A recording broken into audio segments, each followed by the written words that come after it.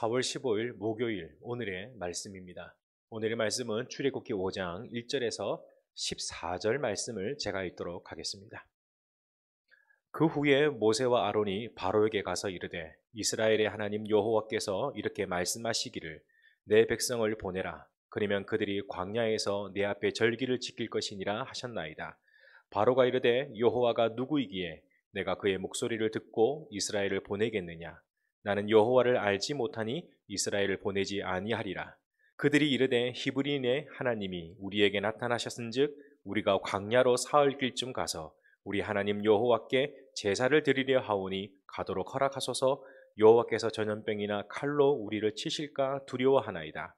애굽 왕이 그들에게 이르되 모세와 아론아 너희가 어찌하여 백성의 노역을 시게 하려느냐. 가서 너희의 노역이나 하라.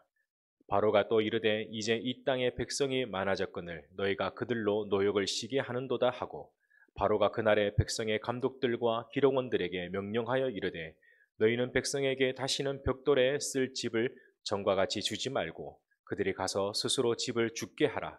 또 그들이 전에 만든 벽돌 수요대로 그들에게 만들게 하고 감하지 말라. 그들이 게으름으로 소리질러 이르기를 우리가 가서 우리 하나님께 제사를 드리자 하나니 그 사람들의 노동을 무겁게 하고 수고롭게 하여 그들로 거짓말을 듣지 않게 하라.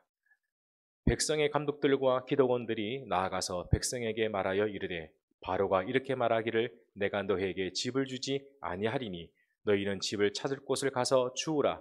그러나 너희 일은 조금도 감하지 아니하리라 하셨느니라. 백성이 애굽의 온 땅에 흩어져 곡초 그루터기에 거두었다가 집을 대신하니 감독들이 그들을 독촉하여 이르되 너희는 집이 있을 때와 같이 그날의 일을 그날에 마치라 하며 바로의 감독들이 자기들의 세운 바 이스라엘 자손의 기록원들을 때리며 이르되 너희가 어찌하여 어제와 오늘에 만드는 벽돌의 수요를 전과 같이 채우지 아니하느냐 하니라. 아멘.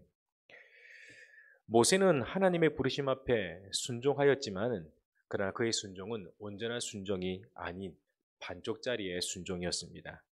말을 잘할 수 없다고 하여 그의 형 아론과 함께 동행하게 되었는데 후에 아론을 중심으로 시내산에서 불순종의 사건이 나오게 되는 것입니다. 결국 온전하지 못하는 순종에는 책임이 함께 따라온다는 것을 경험하게 되었던 것이죠. 순종은 내가 가지고 있는 것으로 하는 것이 아닙니다. 주님이 내 이름을 부르시는 그 부르심 앞에 순종하는 것이죠. 그러나 순종은 결코 쉬운 일이 아닌 것입니다. 지금 내가 가지고 있는 능력은 지금까지 내가 열심으로 수고하고 노력하여 얻은 성과이기에 이것을 포기하고 새로운 길을 간다는 것은 결코 쉬운 일은 아니라는 것이죠. 그러나 주님이 부르심 앞에 거부할 수 있는 권리는 우리에게 없는 것입니다. 이미 우리는 창세전부터 성도로 부르심을 받은 성도의 삶, 곧 십자가의 길을 걸어가야 될 책임이 부여받았기 때문입니다. 그래서 성도는 자기 십자가를 지고 가는 사람이라는 것이죠. 마태복음 16장 24절에 이에 예수께서 제자들에게 이르시되 누구든지 나를 따라오려거든 자기를 부인하고 자기 십자가를 지고 나를 따를 것이니라 말씀하여 주셨습니다.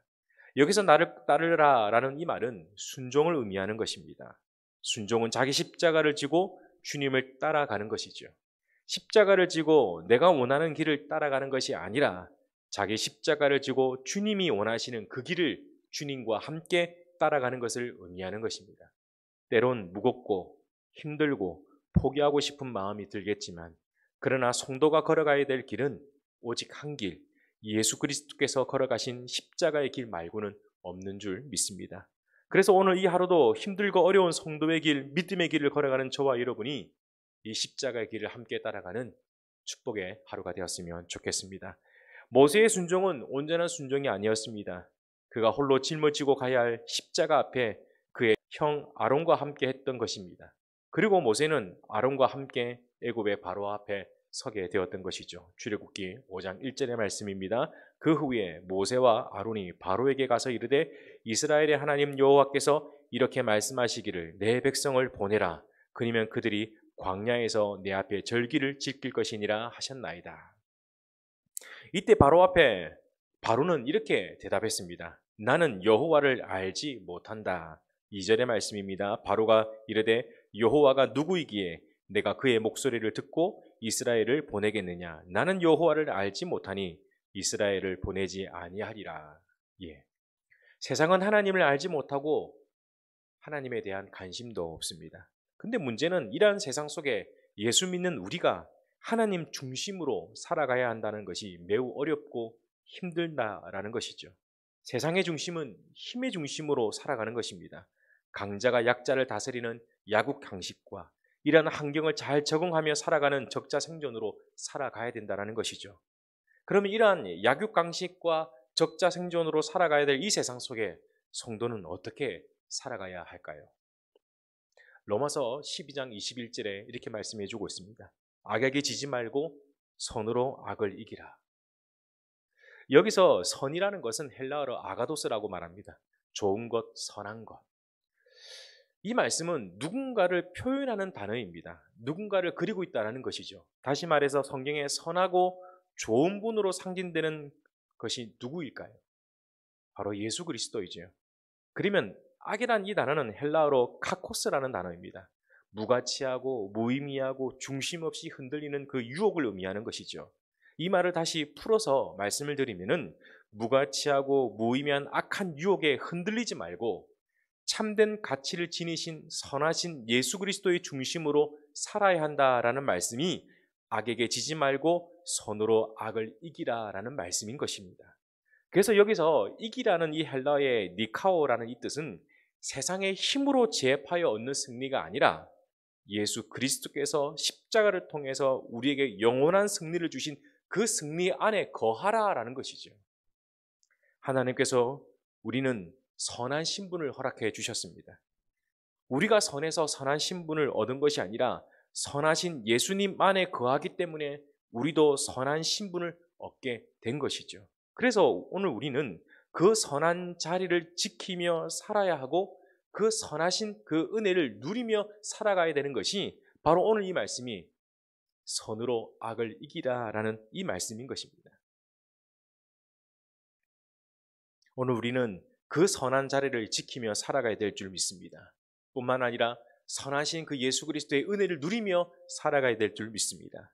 그러나 악한 세력은 우리의 선한 자리를 빼앗기 위해 오늘도 유혹한다는 것이죠. 마치 선악과를 유혹하여 넘어지게 했던 아담과 하와처럼 오늘 우리를 무가치한 것으로 무의미한 것으로 사단은 유혹한다는 것이죠. 악에게 지지 마시기를 바랍니다. 사람들의 말에 상처를 잘 받는 사람들의 특징이 있다고 합니다. 그것은 지나가는 말을 잡아서 상처받고 가벼운 말을 무겁게 생각해서 상처받는다는 것이죠. 지나가는 말에는 의미가 없습니다. 의미를 둘 필요가 없습니다.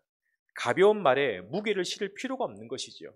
이것만 해도 사람과의 관계 속의 상처는 절반으로 줄일 수가 있는 것이죠. 그러나 악한 세력은 말로 인해 상처받는다 결국 주님 앞에 나오지 못하도록 한다는 것입니다. 누구나 상처를 줄 수 있고 누구나 상처를 받을 수 있습니다. 그러나 상처를 통해 역사하는 것 바로 사단입니다. 사단은 사람이 주는 상처를 통해 불평을 만들어주고 불만을 통하게 하고 결국 불신의 자리까지 만들어 가게 한다는 것이지요. 사랑하는 성도 여러분, 악에게 지지 마시길 바랍니다. 선으로 악을 이기시는 오늘 이 하루가 되시기를 바랍니다. 아무런 가치 없고 무의미한 것에 내 시간과 내 힘과 내 노력과 정열을 쏟아 바베탑을 쌓아 올리지 마시길 바랍니다. 내가 쌓아 올린 공든 발베탑은 언젠가는 무너지게 되어 있습니다. 하나님 앞에 무의미하고 무가치한 것이죠. 아브라함의 조카 롯은 소돔과 고모라를 향해 여호와의 동상처럼 아름답게 보였지만 그러나 주님은 그곳을 악한 죄인의 땅이라고 무가치한 곳이라고 말씀해 주었습니다. 예수 그리스도의 삶 외에 참된 소망은 없습니다. 참된 가치 있는 것은 없습니다. 예수 그리스도 외에 가치를 두고 산다면 그것은 바베탑을 쌓는 것이고 그곳은 소돔과 고모라일 뿐이다라는 것이지요. 그러니 오늘 우리가 소망을 두고 살아야 될 참된 이유는 예수 그리스도 말고는 없는 줄 믿습니다. 모세와 아론은 하나님의 부르심을 받아 바로 앞에 섰지만 자신이 생각하는 변화는커녕 오히려 애굽에서 노예 생활하는 이스라엘 백성들의 노역을 더 힘들게 했다라는 것이죠. 본문 6절에서 9절의 말씀입니다. 바로가 그날에 백성의 감독들과 기록원들에게 명령하여 이르되 너희는 백성에게 다시는 벽돌에 쓸 집과 정같이 주지 말고 그들이 가서 스스로 집을 짓게 하라. 또 그들이 전에 만든 벽돌의 수요대로 그들에게 만들게 하고 감하지 말라. 그들이 게으름으로 소리질러 이르기를 우리가 가서 우리 하나님께 제사를 드리자 하나니 그 사람들의 노동을 무겁게 함으로 수고롭게 하여 그들을 거짓말을 듣지 않게 하라. 하나님이 직접 모세를 부르셨습니다. 그리고 이 부르심 앞에 모세는 당당했습니다. 왜냐하면 하나님이 호렙산의 떨기나무에서 불꽃으로 그를 부르셨기 때문입니다. 그래서 그는 애굽으로 가는 길이 무겁지 않았습니다. 왜냐하면 하나님의 말씀하신 그 말씀만 하면 보내줄 것이라고 조금도 의심하지 않았기 때문입니다. 그러나 전혀 생각하지 못하는 일들이 벌어지게 되었던 것이죠. 바로 왕이 완악해졌습니다. 바로 왕이 이스라엘 백성들의 노역을 더 힘들게 만들었던 것입니다.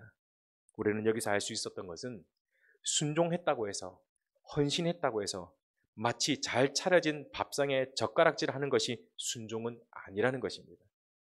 예수님께서 사람의 몸으로 이 땅에 내려오셨을 때 모두가 예수님을 하나님의 아들이라고 맞이하지 않았습니다. 믿지 않았습니다. 오히려 모두가 예수님을 욕하고 핍박하고 배반하고 거부했던 것이죠. 그리고 예수님은 저주의 십자가를 지셨던 것입니다. 순종의 길은 광야에서 길을 걷는 것과 같고 사막에서 물을 찾는 것과 같은 것입니다.